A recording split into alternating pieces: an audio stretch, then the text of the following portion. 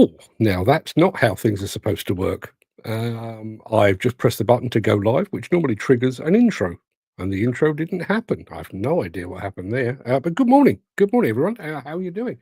Sorry to take you all by surprise. You've normally got about a minute and 40 seconds before you see my happy, smiling face here on the screen. But yeah, I've just burst direct. No idea. That doesn't bode well for the rest of the show, really, does it? But I'm hoping things will improve as we go along. Let me just trigger a good morning to those folks over on Instagram. Let me trigger a good morning to those of you on the other platforms, like thus. There we are. That seems to have brought us up to date. I have no idea what's going on there. As I say, normally I know you can't see this on the screen, but I have like a bunch of buttons down the side that are triggered on my Stream Deck, which for the uninitiated looks like that. I've just pressed the button, and rather than starting the intro, it started me. I didn't even know. I didn't even know it could do that. I didn't even know it could actually throw me up on the screen, but it did. So good morning, everyone. Good morning. How the devil are you doing this fine day? How was it last night? If you're in the UK, I'm sure you were warm. It was as warm can be. Sweating like a dead donkey I was last night, which is probably more information you need to know. While we've got people actually arriving on the show, I want to give you a very, very quick heads up, basically. A bit later in the show, we're going to do our question of the day. And our question of the day relates to your favourite or most memorable toy from when you were a child. If you were here yesterday, you may recall that we did an extended conversation about, I don't know quite how or why, but we ended up talking about bicycles that we'd had as children. And yes, very, very, very popular, to the point where I think we were about 40 minutes in before we actually started talking about all things demolition and construction. So no idea quite how that came about. I can see, again, I think we've got a few issues this morning, and for that I can only apologise. I can see that there are people here. I'm getting nothing through the chat, so hopefully that will play itself out in the fullness of time. So I'll crack on regardless, because as I say, I can see that people are there. I just can't see any comments coming through at the moment. Maybe I've caught the system by surprise. There we are. There, the comments have just begun, and it's begun with yesterday's birthday boy. There you are. Kenneth Thatcher, who was about 21 yesterday, I think. Happy birthday, Ken. I did say it yesterday, but you weren't here. There was some confusion about when I was back from my hollybobs. I actually came back on Saturday of last week, so we did a show on Monday, did a show yesterday, and obviously we are now here again. Our friend Mick is here. The hound is inoculated and got more travel papers than I've ever seen. I'm glad to hear the hound is going with you, though. Listen, as a dog lover, my wife actually said to me this morning, both of us are suffering somewhat from the post-holiday blues, and my wife actually said to me this morning, wouldn't you love to be back on the ship? And yes, I would love to be back on the Sun Princess, for it is luxurious, but I would much prefer to be on the Sun Princess if I could take my boxer dog with me. Yeah, I miss the dog. Well, it used to be dogs, plural. I miss the dog when I'm away, I have to say. Don't tell anyone, but I miss the dog more than I miss the children. The children are largely self-sufficient. The dog, not so much. Ken Hatcher says, sorry, I got confused. It's easy to do.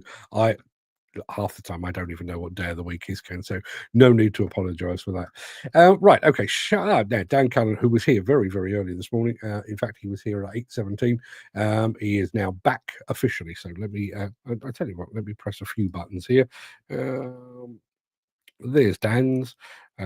Once that's rolled through, I will press Ken's button as well. There we are. And once that's rolled through, I will press Mix button, which is that one, and that brings us fully up to speed. So without further ado, given the full start that we've had, I'm going to crack right on. Let me roll the intro, post the question of the day, and I hope that works, and get this show on the road like this.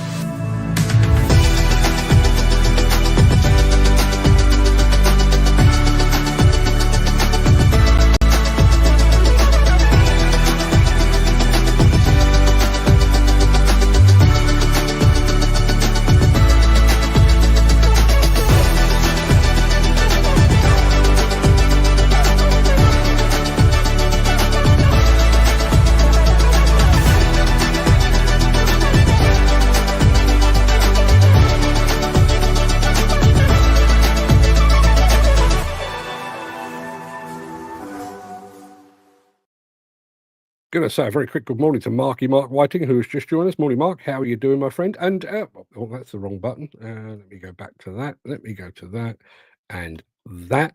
This is an interesting one because, funnily enough, I was talking about this to my son Fred yesterday. Um, for anyone that's interested, hotel and flight to Las Vegas for Conexpo next year, £1,000 all up. Cheap. Yes, it is cheap. I mean, I think we paid about £1,800 last year. Not last year, the last Conexpo. We've been watching the flights, in particular the flights, because the flights do fluctuate in price.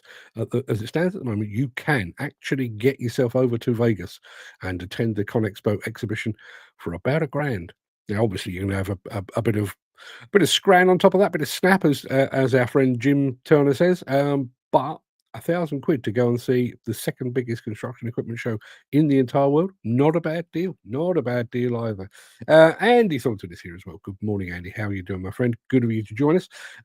We'll come back to the question of the day in just a moment. Ken Hatch has come up with a very, very good answer, but we'll come back to that in a moment because it is Wednesday, the 13th of August. Welcome to the Breakfast Show. I am your host, Mark Anthony, the Walrus of Demolition, the Lord High Chancellor of live streaming, and one sweaty Betty today. In today's show, boosting your profitability with Hitachi Construction Machinery. On the road with Takeuchi, we're prepping your Liebherr telehandler for a day of work, and John Deere keeps the wheels and the tracks turning. Plus, in my morning monologue, one bite at a time. How do you eat an elephant? One bite at a time. That's what we're going to be talking about today. But first of all, let me very quickly take Ken off the screen and remind you of our question of the day, which looks like this.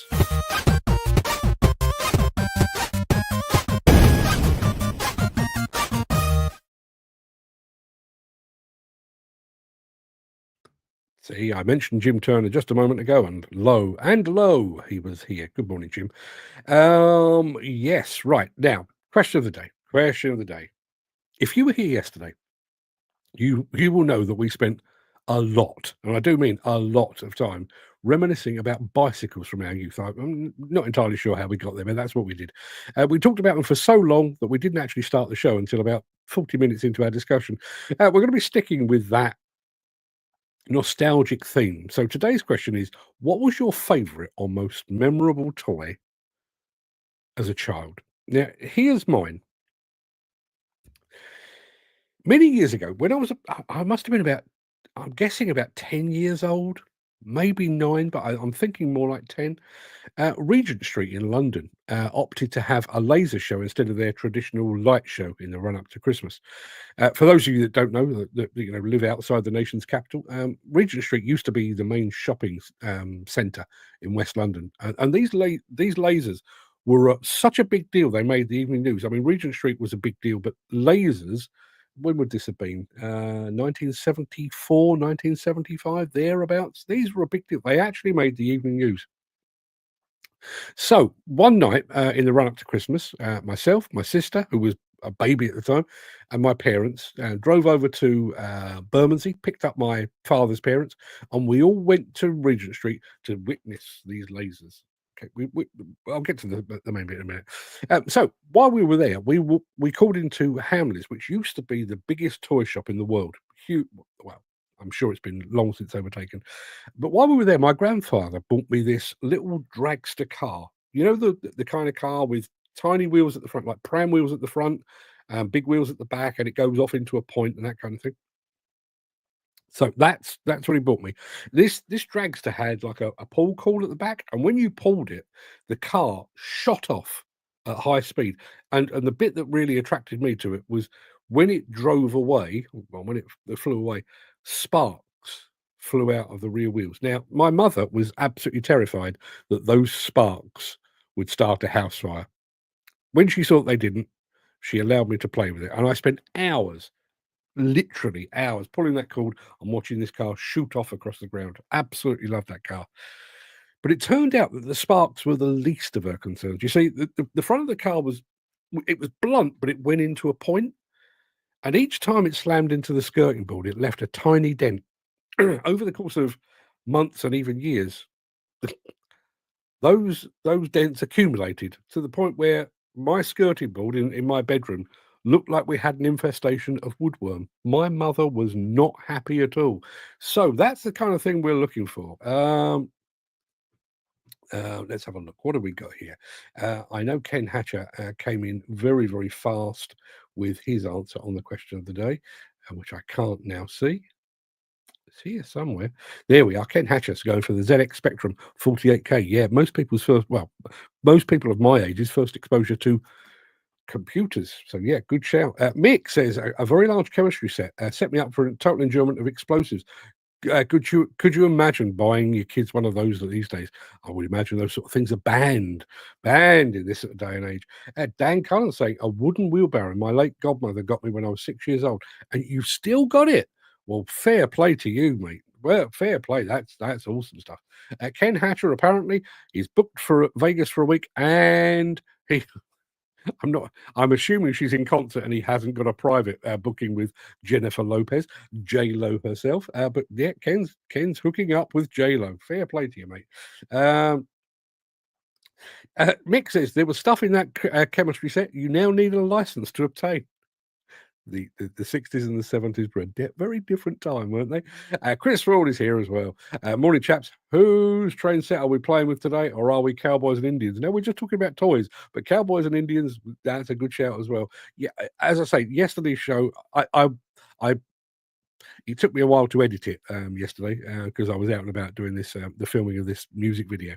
But when I got back, I actually listened back to part of it, and even though it delayed the start of the actual show, it was one of my favourite shows that we've done because there was just so much talk about Claude Butler bikes and grifters and choppers and Lord alone knows what else. Really took me back. So thank you for your input on that. Let's do the same again today. Your favourite or most memorable toy?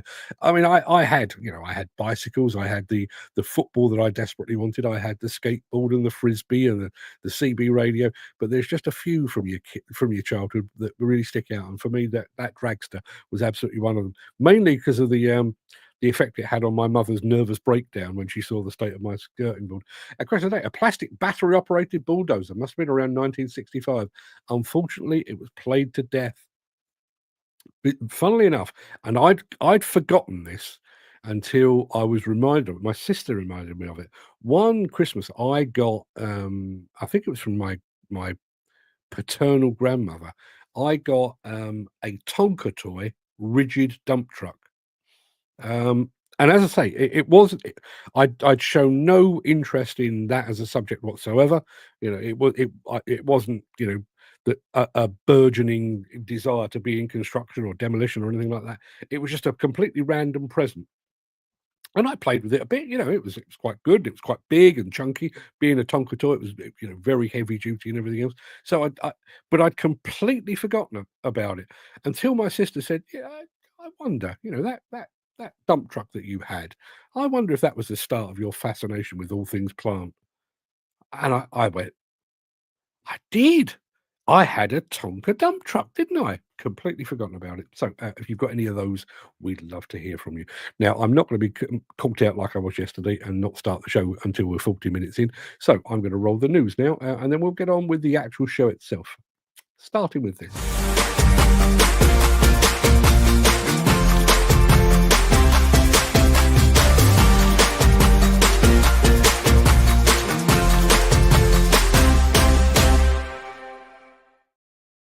Yeah, we're going to be talking Hitachi right now, and how your ownership of Hitachi equipment will increase or improve your bottom line. Hitachi, take it away.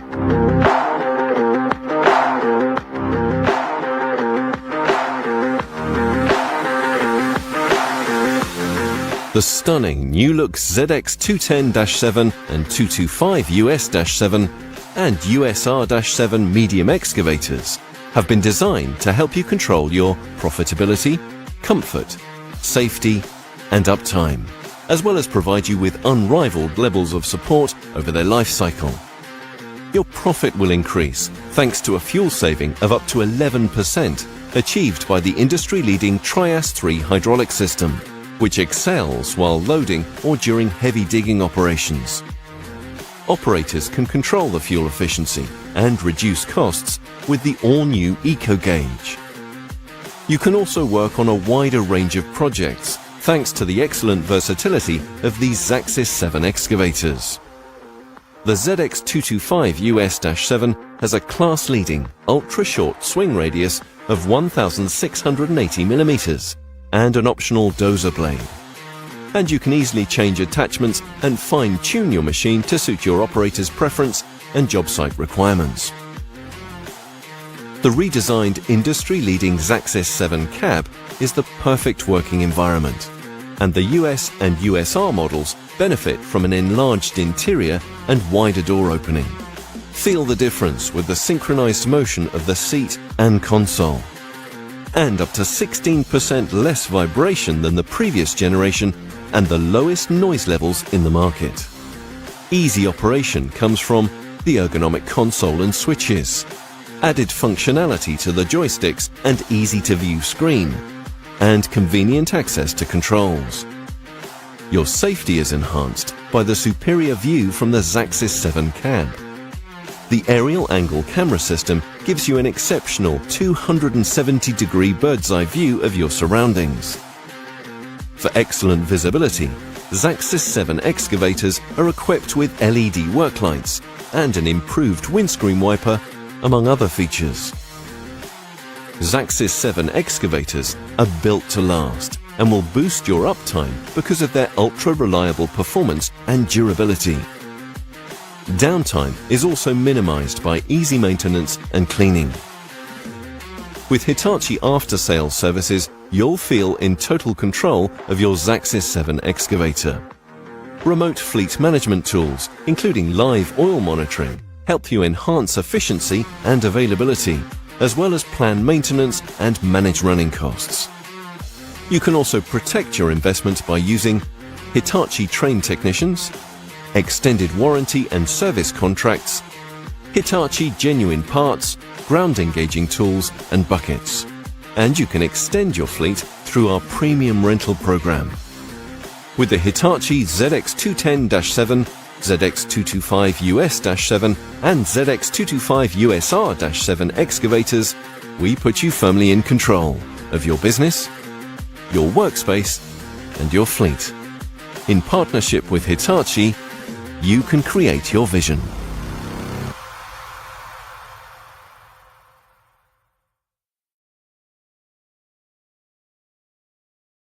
One of the things that I like about this show is the fact that there is no.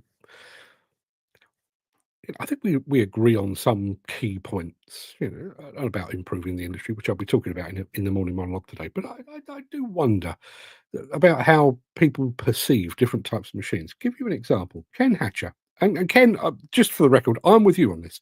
Hitachi, not a bad tool, he says. I agree. I mean, they have been market leader in the UK excavator market. I'm not sure if they are now, but they certainly have been in the past.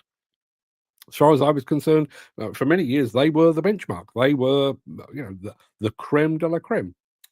Not so for Dan Cullen, who says Hitachi, not comfortable, low in power, not a great machine at all, and they're overpriced. Weird, right? And then Jim, on the other side again, the Dash 7, excuse me. The Dash 7 is a good mount, too jerky on the travel pedals. Think the sweet spot was the Dash 5. Maybe we've gone too far. Maybe Hitachi peaked with the Dash 5. I don't know. Question: why do companies leave machines in factory settings as this is time-consuming with underpowered kit? I wonder if we're even coming to the end of factory settings anyway, to be perfectly honest, given the fact that you can electronically fine-tune the machine, pretty much every machine these days, to your personal preferences and the application preferences and everything else. I wonder if factory settings actually mean anything at all these days, because surely if you get yourself a new machine, much the same as you do with a car, you get behind the wheel the first time and you tune the radio to the station you prefer, you put the seat where it belongs and various other. Surely we're doing that with machines now, aren't we? And then despite the endless flexibility that those systems offer, we set it once and forget it, because that's human nature for you, isn't it?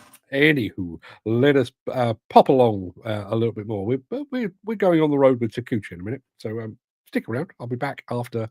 If you are enjoying this episode, please consider supporting the show.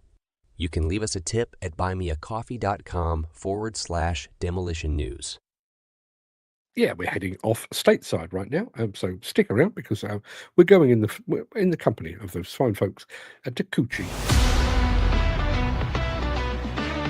My name is Mike Jolly. I'm a territory account manager for Alta Equipment Florida here in the Tampa Bay office. Here at Alta Equipment Company, we're actually one of the largest construction equipment dealers in the country, where we have 54 locations nationwide. Here in Florida, we have 8 locations throughout the state. We're a proud dealer to carry the Takeuchi line. We carry both the Takeuchi excavators as well as their track loaders and their wheel loaders.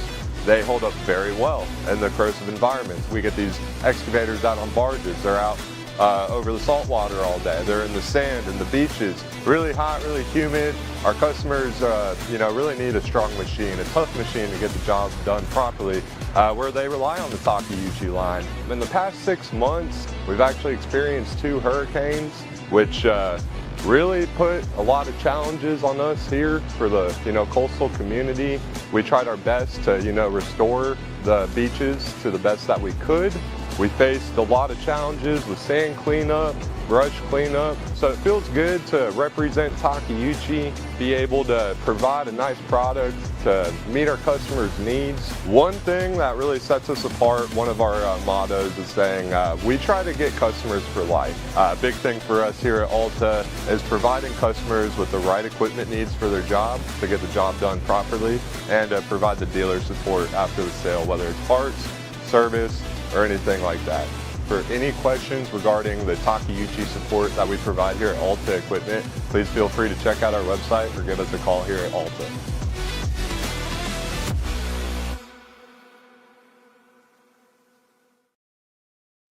He seemed remarkably sensible for a resident of Florida. Not like some residents of Florida. Those of a specific orange hue. They're rather less eloquent in my experience. Figure that out yourself. I'm going to be back in a moment telling you how to prepare your Liebherr for a day of work. Liebherr telehandler, actually. Back after. Since the finance bill came into effect in April, the construction industry has seen a surge of fuel thefts. The rising cost of living has placed an additional risk of theft by employees and contractors, as well as opportunistic thieves. By using diesel dye and placing warnings of its use, you are sending a clear message that this is your fuel.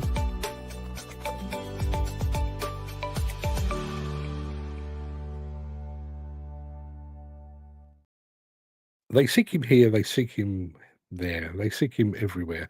The elusive pimpernel that is Peter McKenna has now popped up on LinkedIn. Sometimes he's on Facebook, sometimes he's on YouTube. Today he's on LinkedIn, and he's very active on LinkedIn. If you're not following him already, you really should be. If you can see the logo alongside his name there, One Voice for Change, he's doing an awful lot of work for basically improving the haulage industry. And getting some praise for it, but by the sound of it, not all praise. Hello, folks. There's always drama on social media, and he's got a sad face to go with it. What's going on, Peter? Have you ruffled some feathers? If you don't stand for something, you'll fall for anything, said Malcolm X. I think it was Malcolm X. Somebody quite smart said that. Peter, regardless of the drama, keep up the good work. I'm watching it with interest. Dan says, I remember getting a tow digger, one that you sat on. Dad brought a load of sand, and me and my brother had a whale of a time with tow diggers and tractors. Fantastic stuff. Obviously you grew up in the farming community, Dan. I'm sure that's what set you on the path to where you are. But interesting that your childhood toys actually coloured your passion, as it were. Anybody else got any more of those, or anything really random? Did you get any random gifts? I remember one year. Now there is 7 years between nearly 8 years actually between myself and my sister. So we are close in as much as a 15-year-old can be with a 7-year-old daughter, 7-year-old sister. But she kind of fell foul of my paternal grandmother, and I don't know quite why this was, but I do remember that one year my paternal grandmother bought me a bicycle and a gold chain to hang around my neck. Quite a thick gold chain, so quite a lot of money. And my sister got a plastic boat for the bath. I've no idea what she'd done to deserve it, or more specifically, I don't no idea what I'd done to deserve it. But yes, did anyone get any of that? Christmas backlash from family members? Let us know. Yes. Have I done the fuel theft thing? I think I probably have. So let's go over to Liebherr. Let's talk telehandlers and getting them ready for a day of work.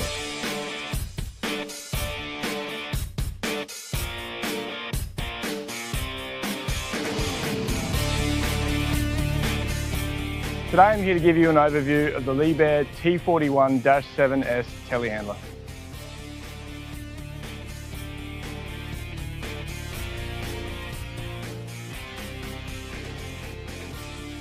Checking the engine oil.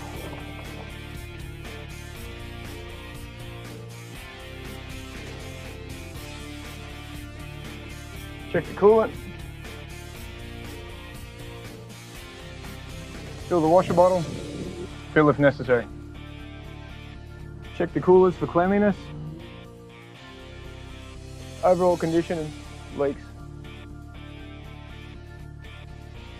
Checking the wheel nuts and the tyre pressure for the model of tyre. Checking the lights and mirrors for damage and cleanliness.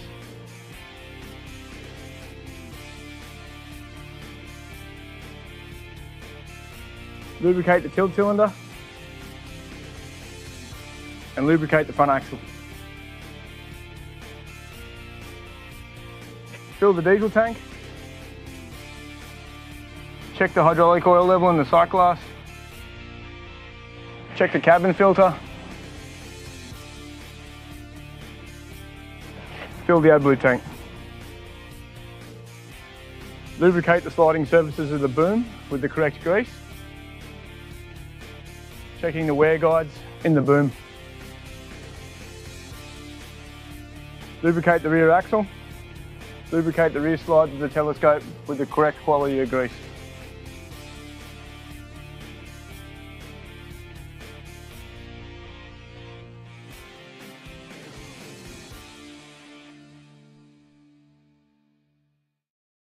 Yeah, as you saw at the end there will be a second chapter to that video. As soon as they drop it over at liebherr.com, I will be sure to bring it to you. Going back to Peter McKenna, says he's only on LinkedIn at the moment because he has just posted. Yeah. And you sat there with a cigarette. Satisfaction of having just posted. I know how that feels. He sounds like a robot. He did a bit. Yeah, he did a bit. The Aussies, a bit of a funny old twang, isn't it? Bit of a funny old twang. I had quite a long chat with a couple of Aussies while I was on the cruise ship, including one who was a trauma counsellor who was absolutely fascinating. Weird guy. Weird guy. When he agreed with something for you, we were just chatting in a bar, and when he agreed with something, he would go, or didn't say things. He just signalled as if he needed to show his approval to someone that was deaf. Very, very strange. Let's have a look. Dan Cullen saying, nice little telehandler. I agree 100%. Not demolition related. You think the utility prices are dear here? You've got no idea. Had a couple of days over at the farm and neighbours asking, will they still be able to use my well? Was it right? I have a large generator being delivered. Jesus, I thought the Isle of Dogs quick off the mark knowing your business. Yeah. Oh no! Listen, there is. If ever you get the chance, Mick, listen, you may well have done this. There's a series of books from a guy. While I'm on the subject, let me have a very quick look. Yeah, there's a guy called Chris Stewart who I'm fairly sure used to be in the band Genesis.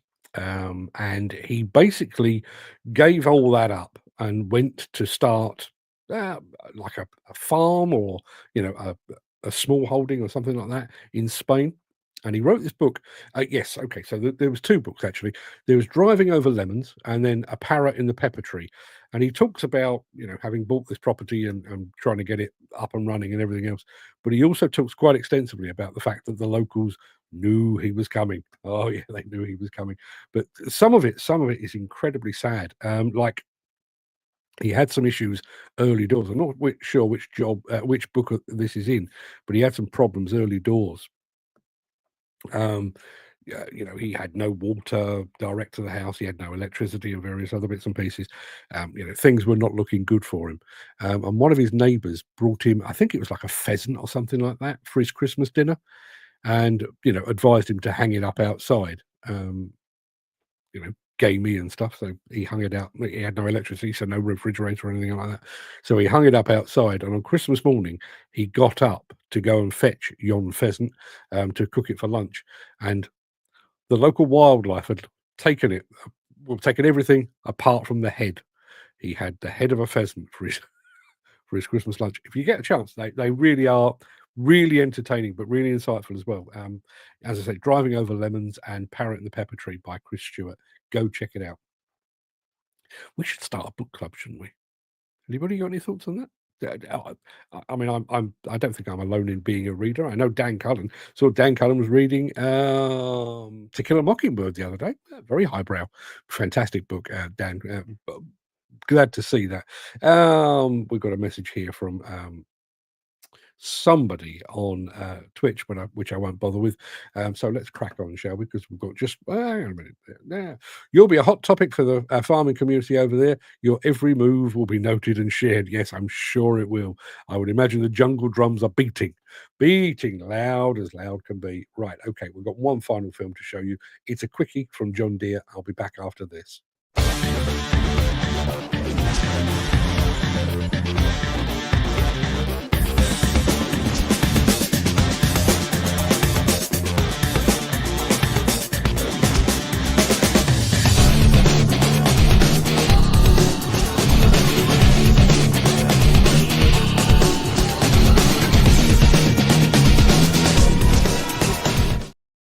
So we've just seen from Liebherr how you get the wheels turning on one of their telehandlers. Now from John Deere, this is how you keep those wheels turning, not on a Liebherr telehandler, but how you keep those wheels and tracks turning on a John Deere. You and your crew get after it every day. So should your equipment. Good thing you got enough fluid and filters for your motor grader to push past mile 47. Fresh belts for your digger to fire on all cylinders for 1,000 more hours. And the peace of mind of knowing when your dozer's tracks need a little TLC. That's how John Deere Protect has you covered long after your machine rolls off the line. With parts built to perform and last, and support to keep your workhorses working to help you leave downtime in the dirt. Never idle. We just had a comment here from Garvin. Good morning, Garvin. I haven't spoken to you for a little while, but thank you for being here. I know we were talking about childhood toys, but he's I don't know, maybe this could be the question for tomorrow. My only digger experience was loading them on and off trailers and washing them in a tool hire yard. But I went to Australia for a year and got a job on a 25-tonner when I was younger. Yeah, so maybe listen, if I can note that down, I may actually make that our question of the day. How did you get your start? And I know a lot of them will be, followed in father's footsteps, but more specifically, how did you get your start? What was the first machine you drove? Why? How did you come to be in that position? Mick says, already got a queue waiting to use a 5-ton digger. Yeah, that again, listen, that's it. I think that it's one of those things that cuts both ways. As I say, going back to those books by Chris Stewart, there was a part of me that thought, mustn't it be wonderful to live in a community that is so together?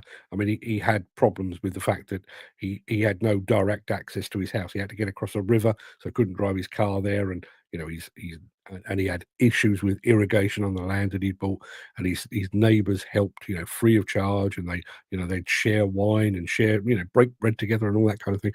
And I was, you think, oh, mustn't that be lovely? Just be able to call on your neighbours and know that they'll help because they know you will help them, and so on down the line. There was another bit of me, and maybe it's just because I'm an unsociable old sod. Would I really want people knowing my business that intimately? Not sure I would. I'm a city boy. What can I tell you? Peter McKenna says John Deere are facing a lot of flack from farmers in the US. Many deciding to change partnerships after many years. Whose fault is that? I wonder. Could it be the big orange fella? Could it be? Could it be? I think it probably could. Yeah.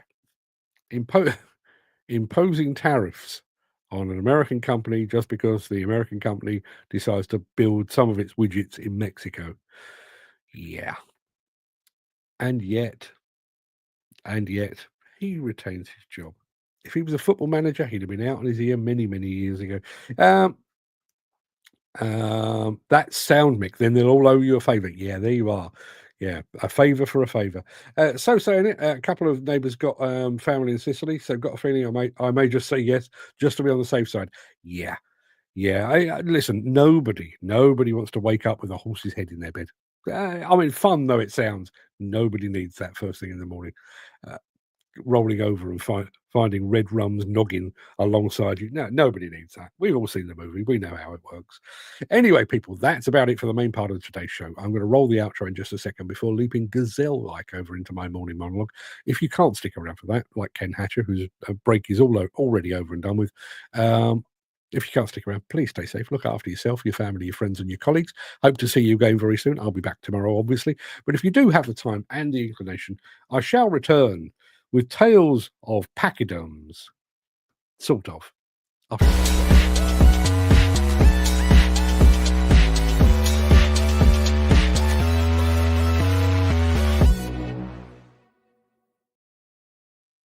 How do you eat an elephant? One bite at a time.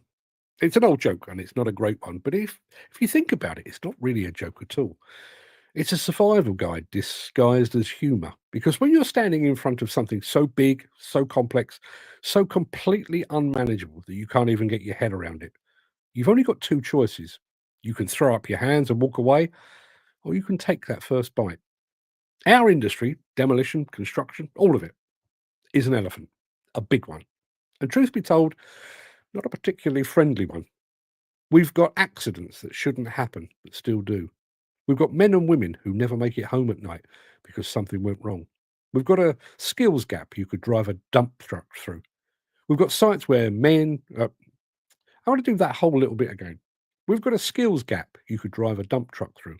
We've got sites where women and minorities are still treated like they wandered into the wrong party.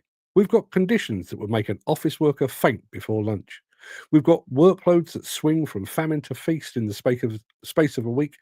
We've got margins so thin you can see right through them. And top it all, we've got a mental health crisis that is costing lives on an almost daily basis. That is a lot of elephant. Now, here's the thing. None of you need me to tell you this. You live with it every single day. You don't need a journalist explaining what the data says about injury rates. You already know the names, the faces, and the funerals. You don't need me to give you a PowerPoint presentation about workforce diversity.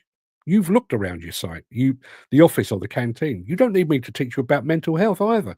You've seen the mate who stopped laughing, the one who started drinking more, or the one who isn't there anymore.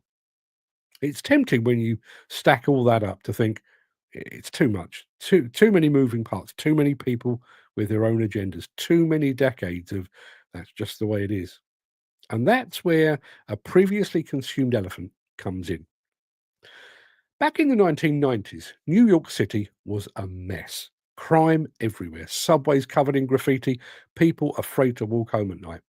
And then they tried something simple. They didn't start by tackling the big, scary crimes like murder and rape. They started with the little things. They cleaned up the graffiti.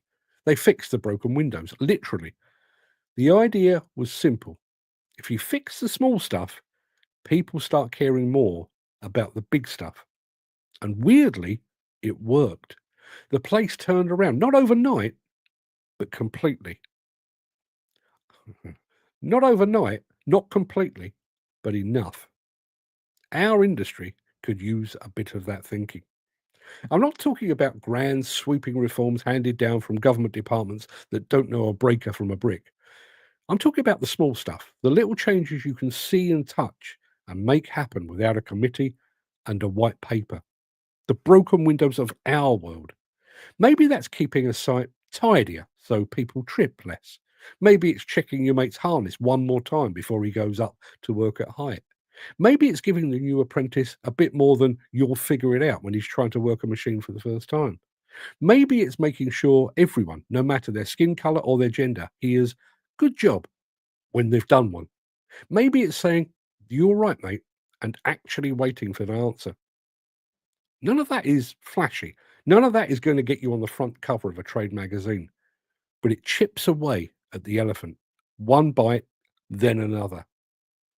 We all know the problems run deep. We all know the skills gap isn't going to close because you spent 5 minutes explaining a tool to the new kid. But maybe that 5 minutes stops him making a mistake that costs a finger. Maybe it gives him enough confidence to stick around for another week. And maybe he's still there in 10 years, showing someone else that same thing. It's easy to think that change has to come from above, the bosses, the clients, the regulators. But we will all hit the retirement age before that happens. The truth is, the big wheels don't turn without the small ones. You can't fix the entire mental health crisis in our industry, but you can make sure the bloke next to you doesn't think he's invisible. You can't rewrite the safety rule book, but you can follow it so closely that others start to do the same. You can't manage away the feast or famine nature of the work, but you can help make the job you're on today run smoother, safer, and faster. And that might just convince that client to work with you again. And here's the quiet truth nobody says out loud. Most of these solutions are not a mystery. We know them. We've known them for years. We've got itchy snoot. We've got so used to the elephant, we've stopped seeing it. It has become literally the elephant in the room. And sometimes we hide behind the size of the problems because it's easier than admitting we could do a little more. That's above my pay grade. That's just the way it is. I'm only here to do my job. Yeah, fair enough. But the elephant doesn't care about your pay grade, your job title, or your level of responsibility. It just keeps standing there, waiting to be eaten. Now, there is no victory speech at the end of this, no rallying cry. The truth is, the elephant is probably always going to be there in some form. We'll never finish it. But maybe that's not the point. Maybe the point is just to keep taking bites, to fix a window here, clean up some graffiti there, to make this shift, this site, this project just a little better than it was yesterday. Because that's how New York turned itself around. And that's how we can too. Not with a bang, but with a lot of quiet, small things that add up to something bigger than we can see in the moment. So maybe tomorrow or the next day, you'll see something out there, a broken window of our industry, and you'll think, I can fix that. And you will. And maybe nobody notices, but the elephant gets a little bit smaller, one bite at a time. There you are. So going back to that, this is something I read. I've got somewhere here. I've got Rudy Giuliani, the former mayor of New York. I mean, long since disgraced for his relationship with Donald Trump and everything else. But yeah, he wrote a book, kind of his autobiography, and he talks extensively in that about this broken window theory that was devised by a couple of psychologists. And it was literally that. It was called the broken window theory for precisely that reason. There was a broken window in a rundown neighborhood, Harlem or the Hell's Kitchen or whatever it might be. They would fix it. And sure enough, sometimes it would get broken again. So they'd fix it again. And then it would get broken a little bit less and a little bit less. And the same with graffiti. They cleaned that up and it came back, and they cleaned it up and it came back. They cleaned it up and it didn't come back. And over a period of a decade or more, they turned New York around.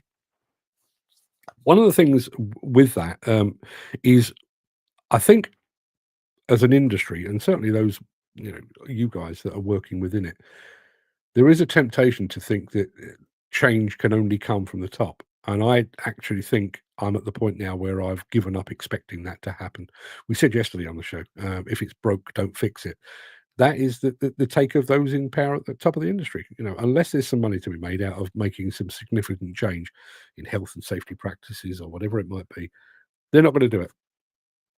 Government is too far removed. They don't actually understand what goes on day in, day out on UK demolition sites. The regulators really only respond when something untoward happens, an accident, fatality, whatever it might be. So the power basically ends up in the hands of those out on site. And as I say, those one tiny fix at a time. And I think one of the things that we overlook, I think there's a temptation when you're talking about mentorship, thinking that it needs to be kind of a formal thing, that you will sit down a younger person and say, this is the way of the world, and this is how you do this screwdriver, and this is how you do this spanner, and this is how you drive that machine, and you do this and you don't. That's not what it is. A lot of what constitutes mentorship is influence. And if a young person sees you doing a job correctly, repeatedly, consistently, that becomes the way. That it's not, I'm going to go and look for a nice unsafe shortcut. That is, as far as their perception is concerned, that becomes the norm. And I think that's where we can make a change at the bottom end and push it upwards. So the chat has just gone absolutely mental. So let's go over there and see what all that is about. Let's have a look. Going back to talk about farms and stuff, that's what we used to do at home, help our next door neighbour. I 15 miles away, yes, next door. Calving, cutting, silage, servicing their tractors. Wouldn't it be nice? Listen, I don't.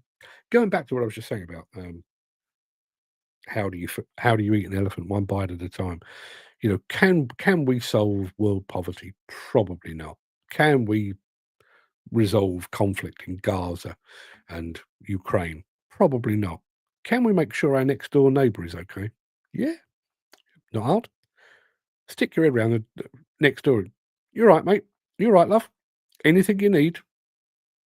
It's not hard, is it? Wouldn't it be nice if we could return to a bit of that? Peter McKenna says, Mark, you're spot on with this monologue. I think you need to have that printed in an industry magazine. Yes, like an industry magazine would listen to me. Yeah. Unfortunately, Peter, the way of the world is they would, well, for one thing, they would need to pay me, and they're not willing to do that. And the other thing is, there's no advertising can be sold alongside something like that. So no, this will be between us and over on my Substack. He said this should hit home to everyone in any industry. Yeah, I mean, obviously, by now, we're 5.5 years in.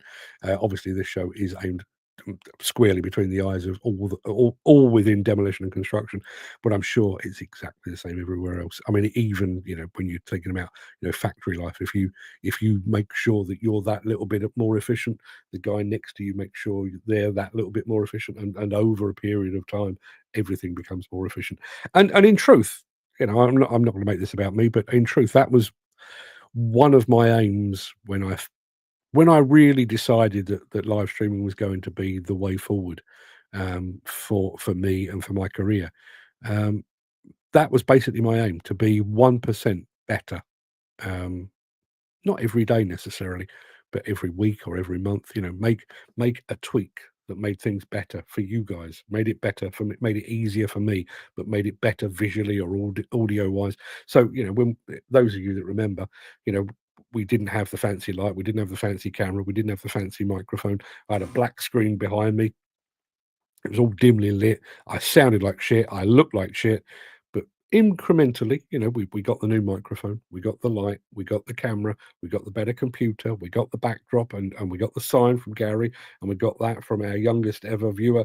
We got that from Gary as well. YouTube recognized what was being done, so we got that. And so it went on. These small, incremental, but accumulating differences to the point where, I'm not tooting my own horn here, but I do these things, not just for me, but I do them with others as well. I'm a guest on other people's platforms, and every single time I go on there, I'm sat there thinking that the other person's setup looks like shit. For the sake of maybe 200 quid on a light, rather more on the camera and everything else, you could look a lot better, but you're settling for what you've got. Whereas as I say, we've tried desperately to just improve.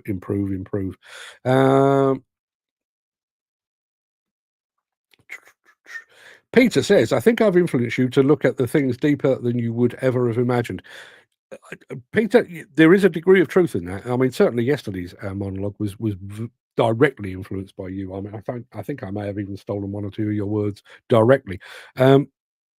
I do take inspiration from pretty much everywhere. I mean, literally, I was driving home the other day, just before I went on holiday, actually, and I had no morning monologue at all. I literally driving along thinking, and now I've got a problem. I've got nothing to say. And listening to a podcast, I literally heard one phrase.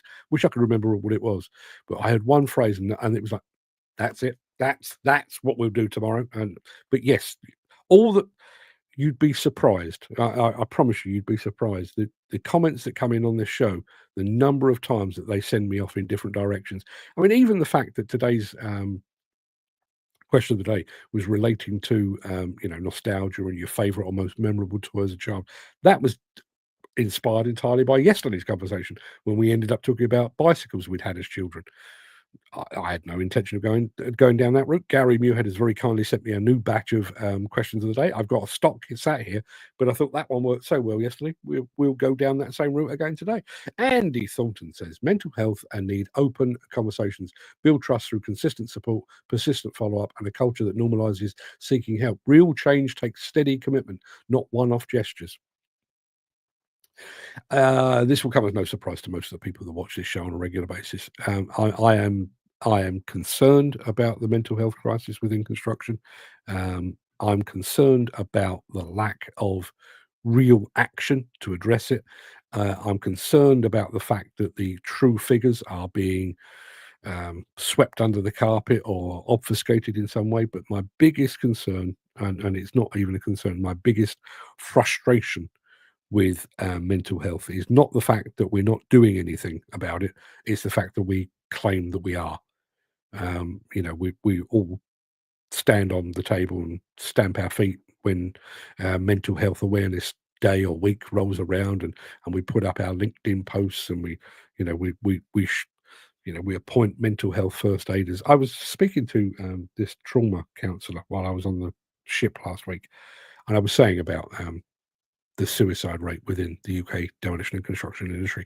Apparently, that is very much mirrored in Australia as well, so no great surprise there. But one of the things that I was saying was, one of my frustrations is the fact that we make a big song and dance about our commitment to it and then do nothing about it, and the fact that we appoint our fellow workers as mental health first aiders, and he was genuinely astonished. And I said, you can go away and do, I think it's like a week's training to become a mental health first aider in the UK construction industry. This guy is a trauma counsellor. Now, obviously, he has greater skills. Do you know how long he trained? 7 years. Not a week, 7 years.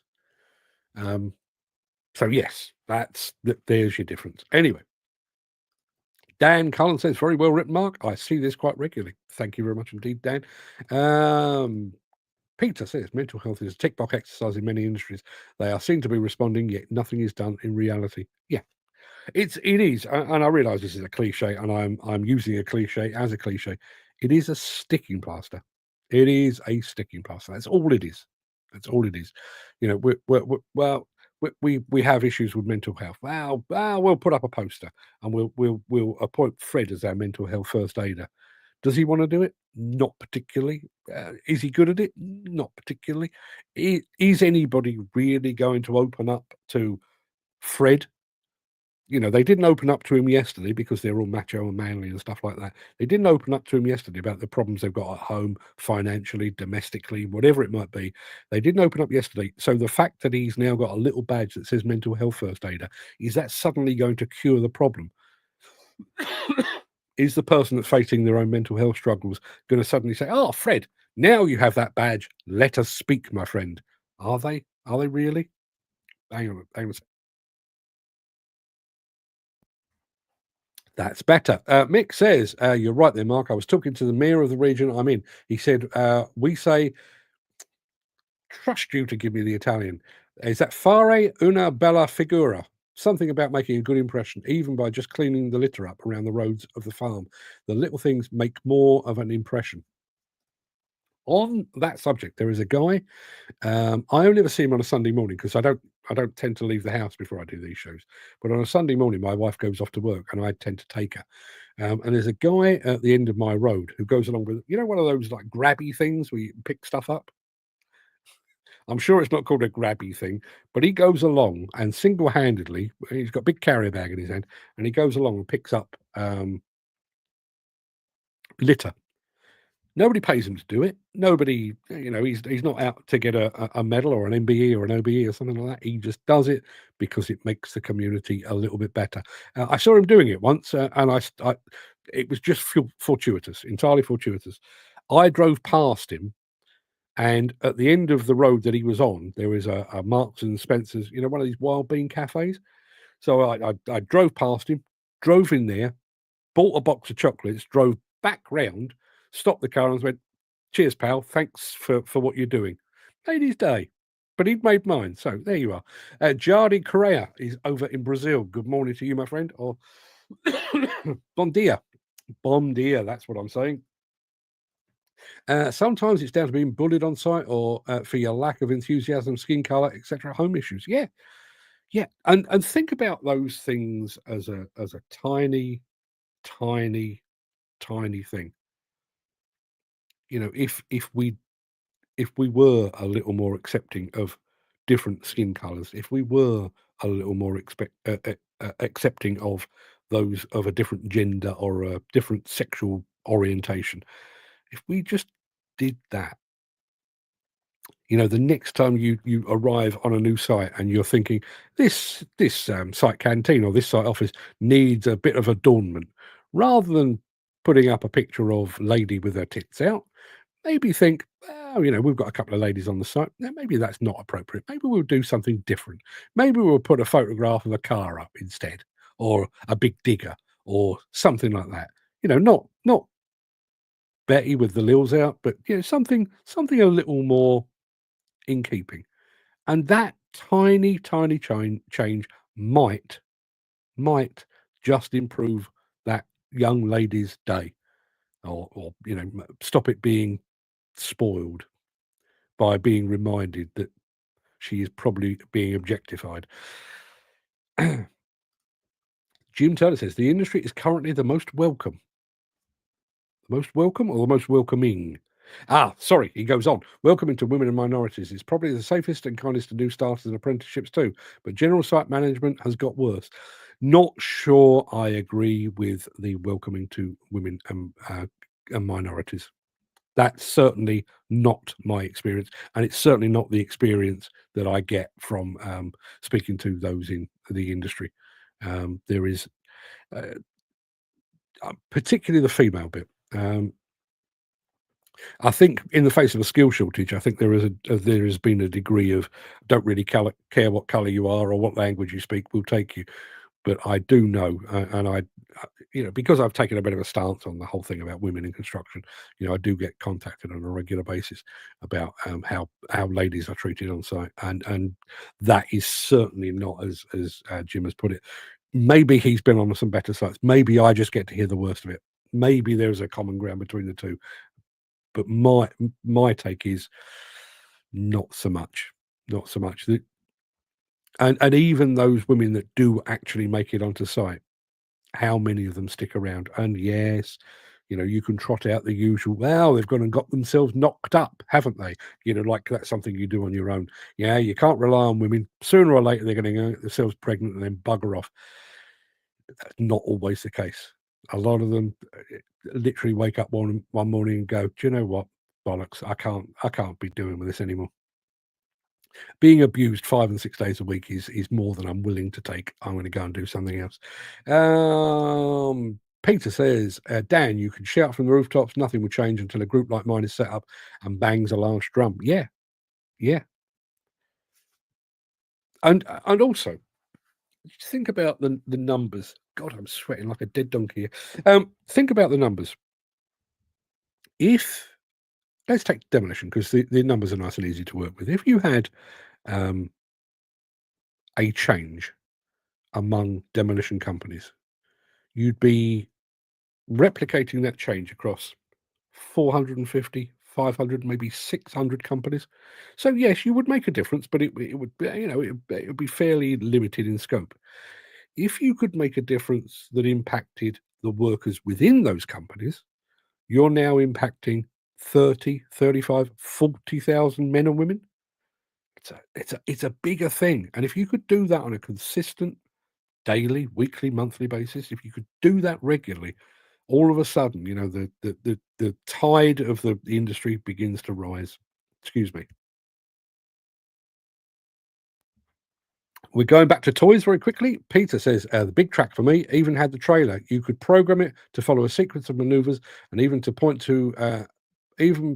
the point it could tip its trailer during this route. First public look at robotics. Yeah. Where are we now? Being taken over. He's never stopped training. No, never stop training. None of us do. Every day is a learning day. Yeah, it should be. And again, I'll go back to the elephant. How do you eat an elephant? If you suggested to somebody, learn something every day, it sounds a lot. What, I've got to go to a classroom or I've got to read books. No. Watch a YouTube video, listen to a podcast, speak to one of the more senior people on your site, speak to somebody that's been in the industry for a lot longer than you have, speak to somebody that's, died in the wall construction person. You've learned something. And there you are. That backs up what Peter is saying there. You learn every day. We need better and longer training. Then people will have more experience and more confidence. I can't argue with that at all. The problem is we've got ourselves into a situation where the skill shortage is so entrenched that there's not really like a buffer between the top of the funnel and the bottom. So we are so short of people that we're now in a situation where we need to train them and get them on site. Train them and get them on site. There's not train them a bit more, give them a bit of experience, train them a bit more, get them on site. It's literally take them into the classroom, get them in and out as quickly as you can. And as they emerge from there, stick a hard hat on their head, stick a pair of boots on their feet and push them out onto site. And we wonder why the people that we are putting onto site now are not as competent as we would ideally like. Dan says, not welcoming from what sites I've been on with names like, what's that? I'll leave you to fill in the gaps. Go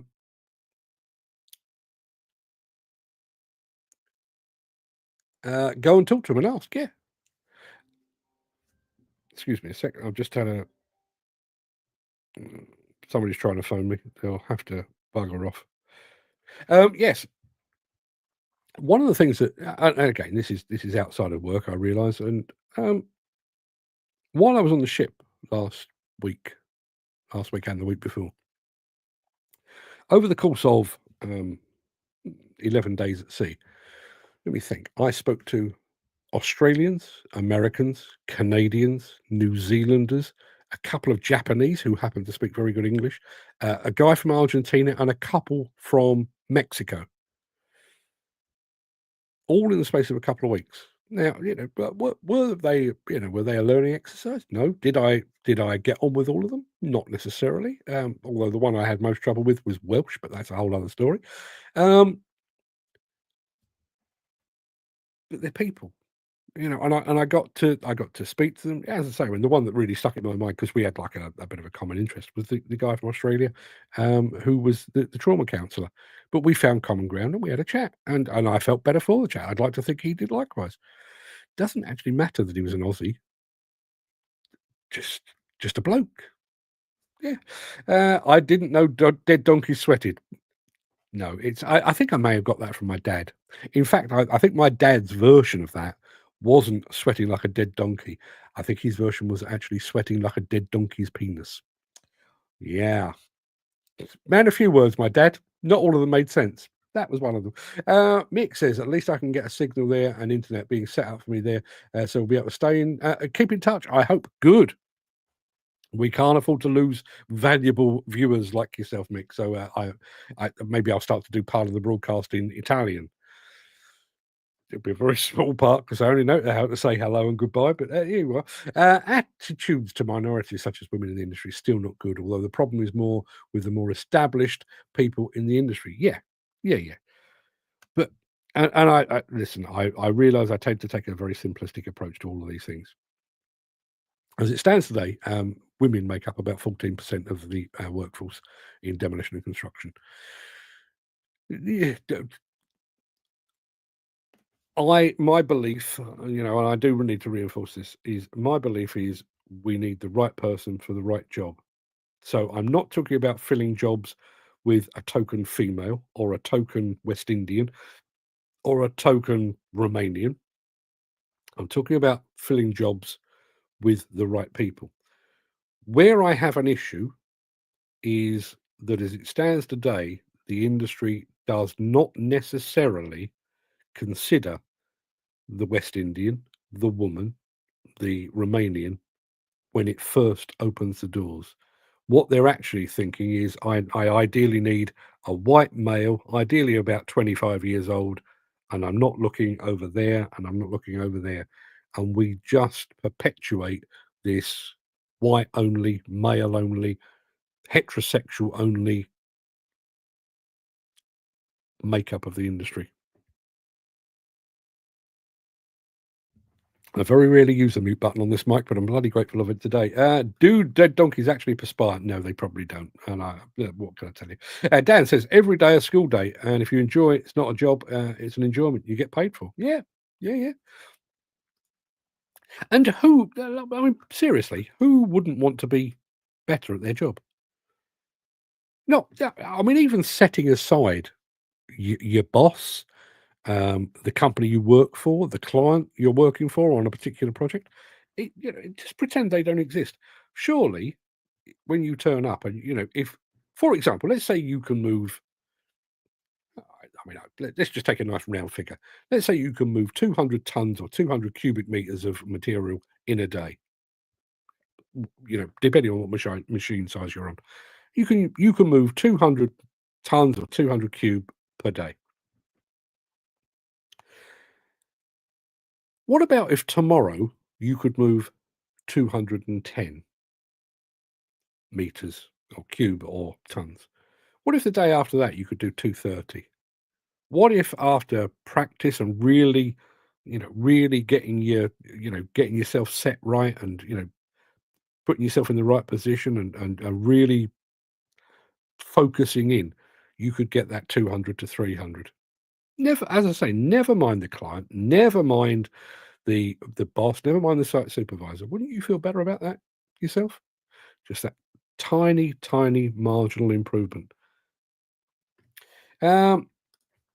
Did you read the article about needing 140,000 new workers over the next 5 years to reach the amount needed for science? Made me laugh. The bloke from CITB saying they can reach that. I bet they could, especially the money they will make.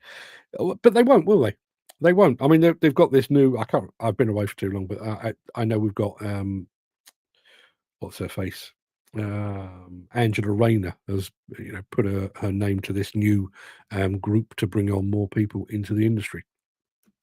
But as I said at the time, it's a working board or something like that. As I said at the time, who have they included in that?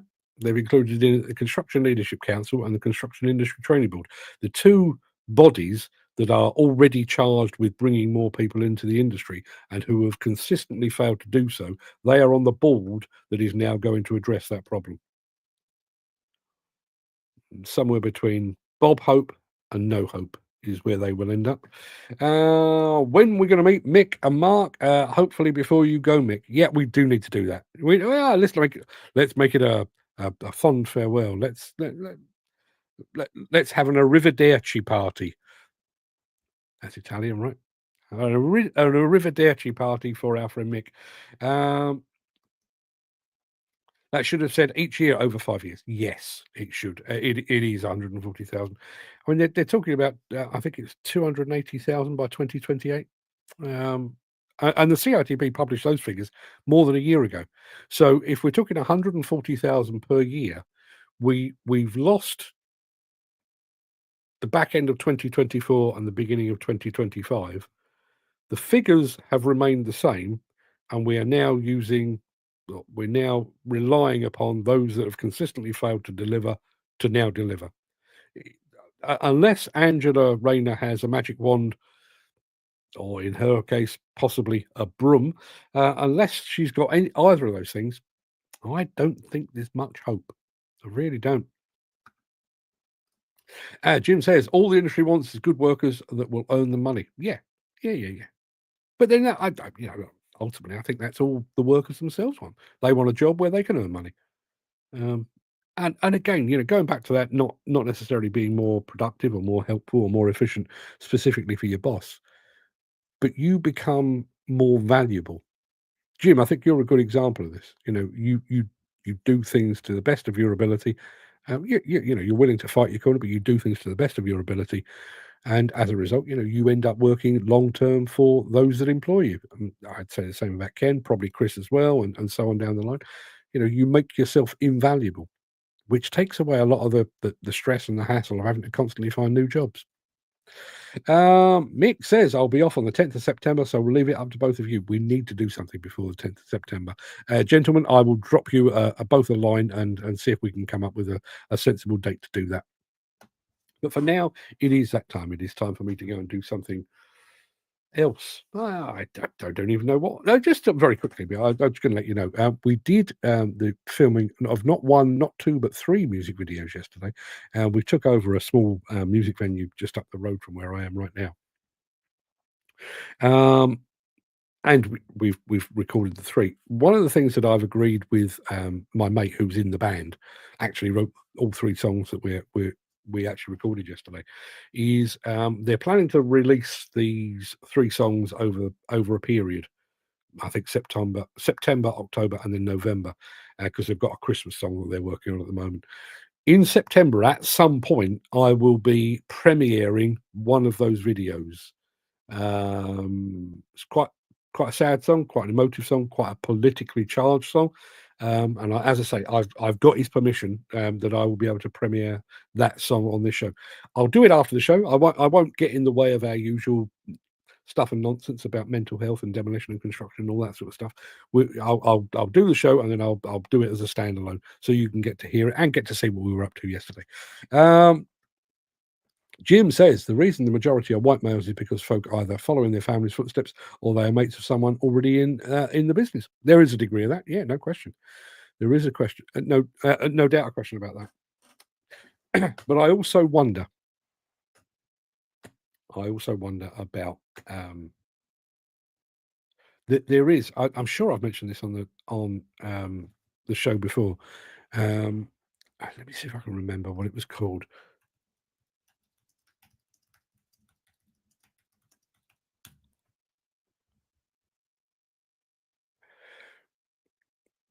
Yeah, there is a theory. I wish I could find the reference. No, I can't see it. But there is apparently there is a proven scientific theory that we tend to employ those that look like us. So if you happen to be a white male and you are seeking somebody to fill a role beneath you in the pecking order, the chances are you will be drawn to a white male. And given the fact that most of the industry continues to be white male, that then perpetuates so that we are, we just perpetuate that idea. Mick is on his way out the door. Stay safe, gents. Catch you all later. Look forward to it. Jim says, recruit kids, recruit before kids get to school leaving age, then we'll start to get genuine diversity. 100%. 100%. Again, going back to that recruitment bias, if you are a young woman, a young girl in a school or a college or a university, and you are sitting down with a careers advisor, do we honestly think that if you walk into the room to see your careers advisor, wearing a skirt, having long hair, in the possession of boobs, is that recruitment expert or that careers expert immediately thinking demolition for her? Or is there something in their psyche that automatically defaults to clerical, office-based? That would be my feeling on that. Dan says, "Have a fantastic day. Have a fantastic day, guys. Not a gay, guys. Day, guys. Stay safe and happy. Look after your colleagues." Yeah, do look after your colleagues, because in an ideal world, they'd look after you. And Jim says, "Humans are tribal. We definitely stick to our own subconsciously." Yes, we do. We do. Not a hard habit to break, though, is it? If you actually happen to have somebody of a foreign background, or a different ethnic minority background, or a different gender, or a different sexual preference, and they turn up on your site, I'd like to think that most of us are human enough to still, it's still a person. Treat them accordingly. You might learn something. They might learn something. Everybody might go home a bit happier that day. It's not a lot to ask, is it? So, having fixed the industry from within, having both addressed at I'm going to try and pronounce this. I think it's called anthropomorphism bias when you hire people like yourself. I said it's a long word for this time in the morning, but thank you, Andy. I know it's called something along those lines. I know bias was certainly part of it. We have talked about it on the show before, but I think there is definitely a degree of that within this industry. If I had a daughter, says Jim, I'd be happy if she went into the industry. You might, she might, but would the potential employer be quite so content? And I just want to very quickly say, we've just been joined over on Instagram by a company that I admire enormously, a company called Craic Equipment, who are really pioneering things in the electric equipment space. I keep up to date with them over on LinkedIn. And they're doing some really interesting and exciting things, but lovely to see them over on Instagram. So, Kratos Equipment, good morning to you. Love your work, guys. As you Americans say, I appreciate you, and I don't mean that in a cliched way. I mean I do actually appreciate the things you're doing. So, I tip my hat in your general direction, Kratos Equipment. Thank you for being here. Jim Turner says my lad's gaffer's two daughters both worked for him on the plant. Good to hear. I think that's an easier fix. If you own the company and you choose to employ one of your daughters, well, you know them inside out. You know what the job entails, and you know that they're suitable. But as I say, be honest. I'm sure there are exceptions, but if you've got a job for a digger driver, and a young woman of 20, 21 walks in, and a young guy of 20, 21, 22 walks in, they're both in work gear. My belief, I have no proof of this, but my belief is that most in this industry would err towards the bloke, because that's what they're used to. Jim says he could have kept them in the office, but he had them on the levers. Good to hear. More power to him. And as I say, going back to what we were saying about, how do you eat an elephant one bite at a time? Maybe that's where that change comes. Maybe, there is a company there where female operators are now probably considered not unusual, not exceptional, not weird, but normal.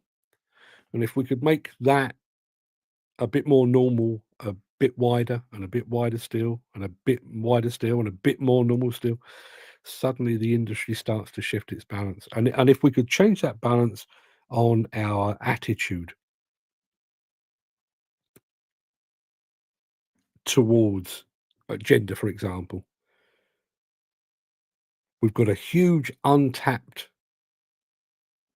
vein of potential workers that we could tap into, that we're not tapping into today. And again, I will reiterate, right person for the right job.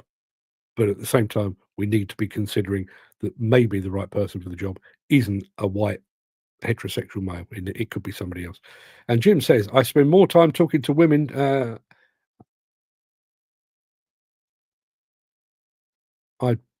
I'd probably pick the woman. Well, fair play to you.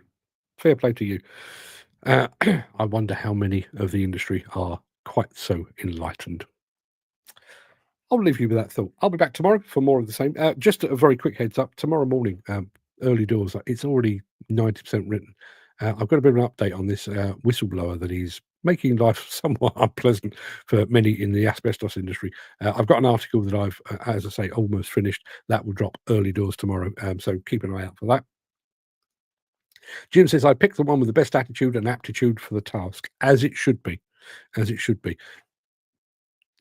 As I say, my point is not picking, I need to tick an equal opportunities box, therefore I'll employ a woman. It's picking the right person for the task, but also understanding that that right person might actually be sporting a set of boobs, or be brown, or be black, or be gay, or be trans, or be fuck knows what else. Could just accepting the fact that I will take the best person for the job. Never mind all the background, the best person for the job. Not a lot to ask, is it? Small fixes, people. Small fixes. Eat that elephant one bite at a time. Andy says, have a good day. Don't be careful, be competent. Wise words to live by, everybody. Wise words indeed. Thank you for that, Andy. I'll see you all tomorrow. Until then, have a good one. See you soon.